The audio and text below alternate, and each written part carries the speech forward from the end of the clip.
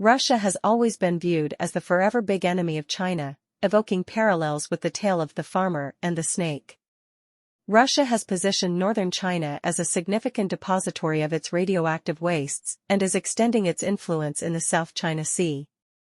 Chinese current actions in assisting Russia to invade Ukraine resemble the moral of the farmer and the snake tale. In this story, a farmer encounters a snake lying frozen in the cold. Despite knowing the snake's deadly nature, the farmer takes pity and warms it back to life. Yet, as soon as the snake revives, it bites the farmer, leading to his demise. His parting words caution against showing kindness to ungrateful beings.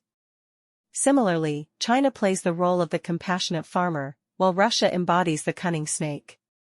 At first glance, China may appear to be a superpower, willing to lend assistance to Russia during times of turmoil such as the Ukraine conflict. However, the reality is that China's strength is precarious, and it would not withstand a retaliatory attack from Russia following the Ukraine conflict. The Chinese military lags far behind Russia in terms of technology, with most of China's advanced equipment being derived from outdated Russian models. Significantly, in the event of a Russian attack, Chinese President Xi Jinping would undoubtedly flee and seek refuge, as he has done in the face of minor challenges in the past.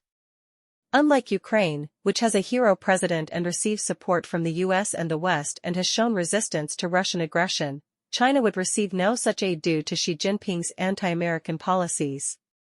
If Russia were to launch an assault with advanced aircraft and gain control of the airspace, China would collapse within months, mirroring the swift defeat suffered during the invasion by the Eight-Nation Alliance in 1900, which led to the collapse of the entire Chinese state when the emperor fled. Russia has never been a genuine friend to China, but rather a perennial menace akin to a king cobra.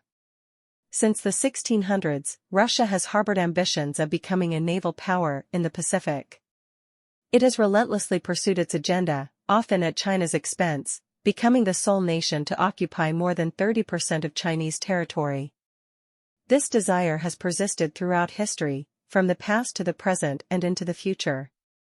In 1689, Russia became the first country to sign an unequal treaty with China, known as the Treaty of Nerchinsk. This trend continued in 1858 when China was coerced into signing the Treaty of Aigun, resulting in the annexation of 350,000 square miles of Chinese territory by Russia.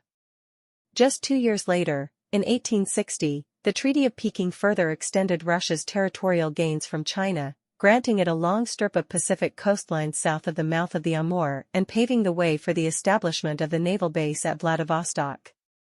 After World War II, Russia's desire for Chinese ports led to severe famine, resulting in over 45 million deaths in China during the 1950s. This story began during World War II. After the Allies assisted Russia in defeating Germany, Russia was expected to send its troops to China to fight against Japan in the Pacific War. However, Russia did not fulfill this expectation. Instead, Russia held its troops near the Chinese border.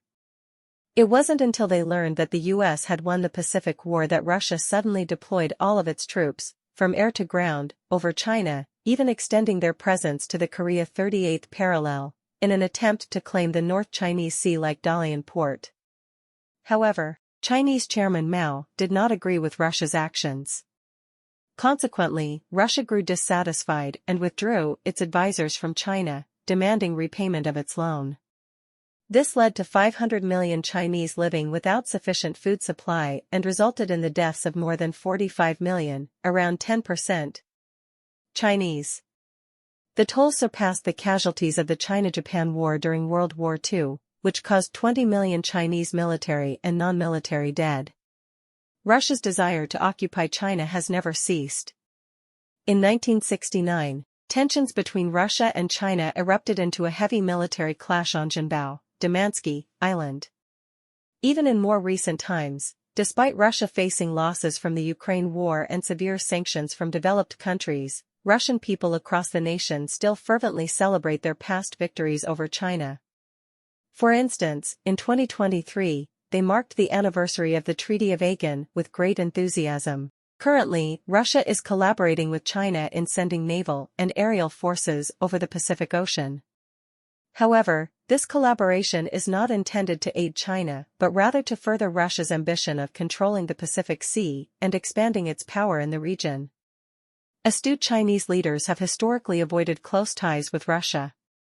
Unfortunately, only individuals like Xi Jinping, who aspire to emulate Putin, fail to see the perilous nature of this alliance. This alliance, akin to a king cobra, poses a grave threat, poised to engulf China swiftly if not carefully managed.